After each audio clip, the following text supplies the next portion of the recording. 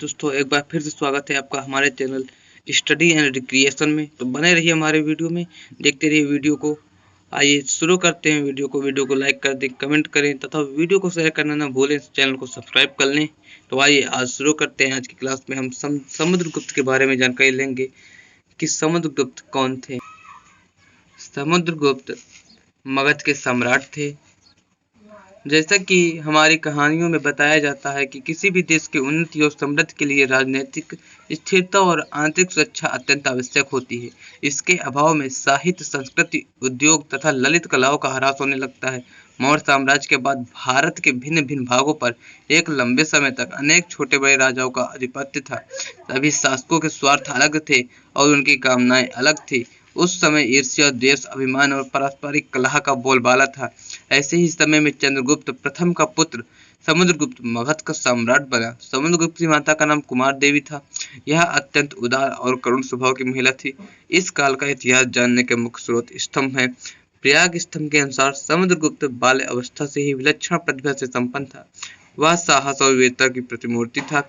यही कारण था कि चंद्रगुप्त प्रथम ने अपने जीवन काल में ही उसे अपना उत्तराधिकारी घोषित कर दिया था। समुद्रगुप्त का बाल्यकाल माता कुमार देवी जैसा उदार एवं कर्तव्यनिष्ठ महिला के संरक्षण में व्यतीत हुआ। सत्यवादिता, न्यायप्रियता, जनहित कामना, राष्ट्र प्रेम, साहस, परोपकार तथा सुख और दुख को समान भाव से स्वीकार करने की शिक्षा उसे बाल्यावस्था से ही माता से मिली थी, जो आगे चलकर उनके जीवन का अंग बन गई। बचपन से ही समुद्रगुप्त की यह अभिलाषा थी कि समस्त भारत भूमि को एकता के सूत्र में बांधकर उसे एक सुदृढ़ राष्ट्र का स्वरूप प्रदान किया जाए। यही कारण है कि समुद्रगुप्त ने भारत की शक्ति को खंडित करने वाली देशी व विदेशी ताकतों को नष्ट करने का संकल्प लिया। भारत की राष्ट्रीय एकता की स्थापना हेतु समुद्रगुप्त ने विजय यात्रा प्रारंभ की। प्रयाग के अशोक स्तंभ में समुद्रगुप्त के विजय अभियानों का विस्तृत विवरण मिलता है। सबसे पहले उन्होंने उत्तर भारत के राजाओं को परास्त किया और उसके राज्यों को अपने साम्राज्य में मिला लिया। उनके साहस और पौरुष को चर्चा होने लगी। अपनी सेना का संचालन वो स्वयं करते थे और एक सैनिक के भांति युद्ध में भाग भी लेते थे। धीरे धीरे उनसे पूर्व में बंगाल तक अपना राज्य फैलाया। पूर्वी तट के द्वीपों पर आक्रमण के लिए उसने नौसेना का गठन किया। राष्ट्रीय एकता को सुदृढ़ करने के लिए दक्षिण राज्यों को एक केंद्रीय शासन के अधीन लाना आवश्यक समझा। तब प्रयाग स्तंभ में इसका उल्लेख है। इस यात्रा के लिए उसे अत्यंत भयावह और बृहद जंगलों को पार करना पड़ा। कहीं पहाड़ लांघने पड़े तो कहीं नदियां पर पुल बांधने पड़े और कहीं हाथियों से ही पुल का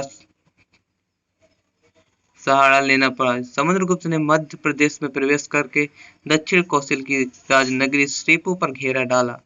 बाद में उसने बृहद जंगली प्रदेश महाकांतार पर आक्रमण करके विजय प्राप्त कर ली। पल्लव राजा को छोड़कर सभी ने उनके सामने आत्मसमर्पण कर दिया। पल्लव राजा विष्णुगुप्त की हाथियों की सेना अत्यंत शक्तिशाली थी, लेकिन समुद्रगुप्त के आक्रमण की आंधी को वह भी नहीं रोक सकी और अंत में उसे भी आत्मसमर्पण करना पड़ा। सीमांत प्रदेश के 5 तथा 9 अन्य गणराज्यों ने समुद्रगुप्त की अधीनता स्वीकार कर ली। इसके पश्चात आर्यावर्त, विंध्य क्षेत्र, मध्य भारत, कलिंग से लगे सभी जंगली प्रदेशों के 18 8वीं शासकों को भी समुद्रगुप्त ने अकेले ही परास्त कर दिया। कहते हैं कि समुद्रगुप्त ने इस अभियानों में 3 वर्ष में 3000 मील की यात्रा की। समुद्रगुप्त अत्यंत दूरदर्शी शासक थे। वे जानते थे कि वे एक केंद्र से तो दो दक्षिण भारत के राज्यों को व्यवस्था करना कठिन होगा।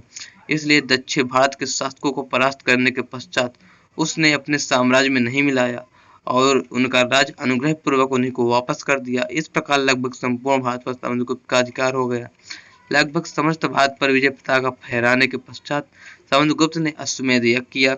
उस समय हिंदू राजाओं में यह प्रथा थी कि जब कोई सम्राट दिग्विजय करता था तभी वे यज्ञ किया करते थे। इस यज्ञ में एक घोड़ा छोड़ा जाता था, सेना उसके पीछे चलती थी। यदि कोई घोड़ा पकड़ लेता तो राजा से उससे युद्ध करना होता था, अन्यथा जब घोड़ा विभिन्न राज्यों की सीमाओं से होकर वापस आ जाता था तब ये यज्ञ पूर्ण माना जाता था और राजा दिग्विजयी समझा जाता था। समुद्रगुप्त ने यह यज्ञ बड़ी धूमधाम से किया। इस अवसर पर दान देने के लिए उसने सोने की मोहरें विशेष रूप से ढलवाई। इन पर अश्वमेध के घोड़े की आकृति तथा अश्वमेध पराक्रमः शब्द अंकित था। इस यज्ञ के अवसर पर समुद्रगुप्त को महाराज धीराज घोषित किया गया। इस यज्ञ का मुख्य लक्ष्य समस्त भारत पर एक छत्र राज्य की स्थापना था। समुद्रगुप्त की शासन व्यवस्था इतनी मजबूत थी कि उसके लगभग 50 वर्ष के शासनकाल में किसी भी क्षेत्र में न अशांति हुई, न किसी के साम्राज्य के विरुद्ध विद्रोह करने का साहस। समुद्रगुप्त शासन संचालन में सद्व्यवहार, न्याय, समता, लोक कल्याण पर अधिक ध्यान देता था। उस समय खेती और व्यापार उन्नत दशा में थे। नहरें और मार्गों का जाल सा बिछा था। भारत भूमि धन धान्य से परिपूर्ण थी। गुप्त वंश के सभी राज हिंदू धर्म के अनुयायी थे। वे सब परम वैष्णव थे। समुद्रगुप्त अन्य धर्मों के विकास तथा उत्थान के लिए समान अवसर तथा सहायता प्रदान करते थे। समुद्रगुप्त ने लंका के राजा को गया में महाबोधि संग्राम नामक विहार बनवाने की आज्ञा दी थी। इस प्रकार उनके शासनकाल में पूर्ण धार्मिक स्वतंत्रता थी। समुद्रगुप्त की उदारता की प्रशंसा बौद्ध भिक्षु बहुभंत से भी की गई है। समुद्रगुप्त न केवल शास्त्रों में ही कुशल थे, वरन शास्त्रों में उनका लगाव था। साहित्य और संगीत में भी उनकी गहरी रुचि थी। वे स्वयं एक अच्छे लेखक और कवि थे। वे साहित्यकारों और कवियों के आश्रयदाता भी थे। उनका मंत्र हारिस्तेय भी उच्चकोटि का कवि था। कहते हैं कि बौद्ध विद्वान वसुबंधु को भी समुद्रगुप्त का आश्रय प्राप्त था। समुद्रगुप्त वीणा बजाने में बड़े निपुण थे। प्रयाग के स्तंभ तथा सिक्कों पर अंकित वीणा से इसकी पुष्टि होती है। यह समुद्रगुप्त की विलक्षण प्रतिभा ही थी कि वे व्याध पराक्रम की उपाधि से सुशोभित थे। समुद्रगुप्त ने लगभग 50 वर्ष तक सुख और शांति से शासन चलाया। प्रयाग स्तंभ से स्पष्ट है कि वह एक अखिल भारतीय साम्राज्य के कल्पना से प्रेरित थे। अपनी इसी अदम्य इच्छा शक्ति और अपार पौरुष के बल पर वे एक प्रबल केंद्रीय राजसत्ता की स्थापना कर सके। सेनापति और सम्राट के रूप में तेजस्वी समुद्रगुप्त ने ऐसे भी अनेक गुण थे जो शांतिपूर्ण जीवन के लिए अधिक अनुकूल थे।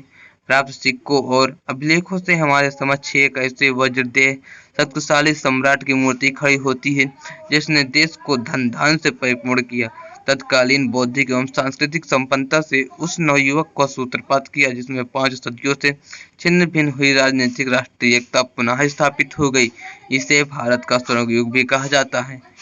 तो यहीं पे खत्म होता है चाणक्य का जीवन परिचय, समुद्रगुप्त का जीवन परिचय।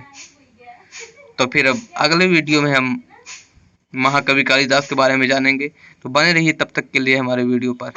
चैनल को सब्सक्राइब नहीं किया तो चैनल को सब्सक्राइब कर लें। धन्यवाद।